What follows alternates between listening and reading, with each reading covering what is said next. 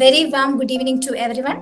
My name is Anju Ramachandran, the Chief Documentation Manager with Godspeed. I would like to warmly welcome each one of you to the Australia-Canada webinar hosted by Godspeed. I believe this session will help you all make life-changing decisions as it is led by our Managing Director and Principal Consultant, Ms. Renu A. With over 15 years of experience and having assisted over 150,000 individuals in settling abroad, you can expect valuable insights from her. Godspeed has over 15 years of experience in migration and study abroad services. We specialize in 45 plus varieties of visas and have successfully granted over 50,000 visas with a 99.87% success rate. Let me introduce the minds behind our success. Mr. Sumit Arora, RCIC, that is Regulated Canadian Immigration Consultant, which is formerly known as ICCRC, and he is the president of Godspeed. Mr. Anup Kumar, founder and director of Godspeed, a well-known movie director, producer, and a distributor. Ms. Renu E, managing director and principal consultant with over 15 years of experience and over 150,000 abroad settlements. Mr. Jackson Joseph, director of sales at Godspeed. As a graduate from New Zealand in international business management, he is fully committed to offering accessible and professional immigration services to individuals from all backgrounds. He is an expert in migration and study abroad services. Now I officially welcome Ms. Renu A to this wonderful session, and I also welcome Mr. Jackson Joseph to join us. Thank you. ഇപ്പോൾ ഒരു ക്ലയന്റിന്റെ review ഉണ്ടായിരുന്നു, ഞാൻ അതിൽ തുടങ്ങാം. ആ client പറഞ്ഞ ഒരു കാര്യം, ഗോഡ്സ്പീഡിനെ സംബന്ധിച്ചിടത്തോളം ഗോഡ്സ്പീഡിന്റെ എംപ്ലോയീസ് ഭയങ്കര നല്ല സർവീസ് ആണ് പ്രൊവൈഡ് ചെയ്യുന്നത്. ഒരു ഭയങ്കര നല്ല ഒരു ടീമാണ് അവരുടെ എന്ന് പറഞ്ഞു. വളരെ സത്യസന്ധമായ കാര്യമാണ്. As A managing director, principal consultant, എന്റെ പ്രൗഡ് എന്ന് പറയുന്നത് എന്റെ കൂടെ നിൽക്കുന്ന എന്റെ ടീമാണ്. ബിക്കോസ് അവരാണ് സർവീസ് നൽകുന്നത്. ഗോഡ്സ്പീഡിന്റെ എക്സ്പേർട്ട് ടീം ക്രിയേറ്റ് ചെയ്ത ഒരു ഇമ്പോർട്ടന്റ് കാര്യമാണ് 5310 പ്രോസസ്. അല്ല, ഈ ഗോഡ്സ്പീഡിന്റെ 5310 എന്ന് കുറെ ആയി കേൾക്കുന്നു. അപ്പൊ ഞാൻ അവരെ വിളിച്ചു. ഇതെന്താണെന്ന് നമ്മളൊന്ന് അറിയണമല്ലോ. 5 എന്ന് പറഞ്ഞാൽ 5 ലെവൽ വെരിഫിക്കേഷൻ, അതായത് 5 ലെവൽ ക്രോസ് ചെക്ക് ചെയ്തതിനു ശേഷം മാത്രമേ നിങ്ങളുടെ ആപ്ലിക്കേഷൻ ഫയൽ ചെയ്യൂ. 3 എന്ന് വെച്ചാൽ 3 കേസ് ഓഫീസേഴ്സ് നിങ്ങളുടെ കേസ് ഡീറ്റെയിൽസ് ഫുൾ ആയിട്ട് അറിഞ്ഞിരിക്കും.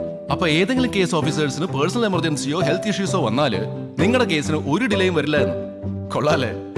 1 എന്ന് വെച്ചാൽ സിംഗിൾ പോയിന്റ് ഓഫ് കോൺടാക്ട്. പരിചയമുള്ളൊരു ശബ്ദം കേൾക്കുന്നത് എപ്പോഴും സുഖമുള്ളൊരു കാര്യമല്ലേ?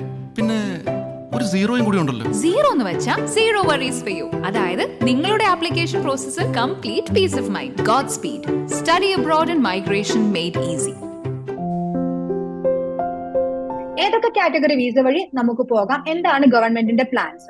1,85,000 ആപ്ലിക്കൻസിന് എടുക്കുന്നതാണ് ജൂലൈ 2024-2025 പ്ലാൻ ആണ്. ഫിനാൻഷ്യൽ ഇയർ പ്ലാൻ ആണ്. 1,85,000 ആപ്ലിക്കേഷൻ. അതിനകത്ത് 189, 190, 491 3 കാറ്റഗറിയിലൂടെയാണ് ആപ്ലിക്കേഷൻസ് നമുക്ക് ഫയൽ ചെയ്യാൻ പറ്റുന്നത്.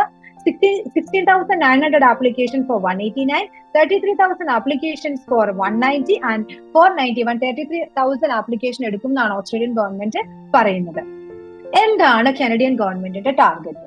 2024 4,85,000 ആപ്ലിക്കൻസ്, 2025 5 lakhs ആപ്ലിക്കന്റ്, 2026 5 lakhs ആപ്ലിക്കൻസിനെയാണ് അവര് പ്ലാൻ ചെയ്തിരിക്കുന്നത്. നല്ലൊരു പ്ലാൻ ആണ്. അഡീഷണൽ വിസ കാറ്റഗറീസ് എന്താണ്? ഗോഡ്സ്പീഡിന്റെ പ്രത്യേകത 45 പ്ലസ് വെറൈറ്റി വിസസ് നമ്മൾ ചെയ്യുന്നുണ്ട്. Schengen visit visa, UK visit visa, New Zealand visit visa, USA visit visa, German opportunity card. German opportunity കാർഡിനെ പറ്റി ഒരു സ്ലൈഡ് തന്നെ ഉണ്ട്. എന്താണ് ജർമ്മൻ ഓപ്പർച്യൂണിറ്റി കാർഡ്? അത് മാത്രമല്ല, നമുക്ക് എങ്ങനെയാണ് കുറച്ച് ഫാസ്റ്റ് ആയിട്ട് മൈഗ്രേറ്റ് ചെയ്ത് പോകാൻ പറ്റുന്നത്, അല്ലെ ഈസി ആയിട്ട് മൈഗ്രേറ്റ് ചെയ്ത് പോകാൻ പറ്റുന്നത്, അതിനെപ്പറ്റി ഞാനൊന്ന് പറയാം.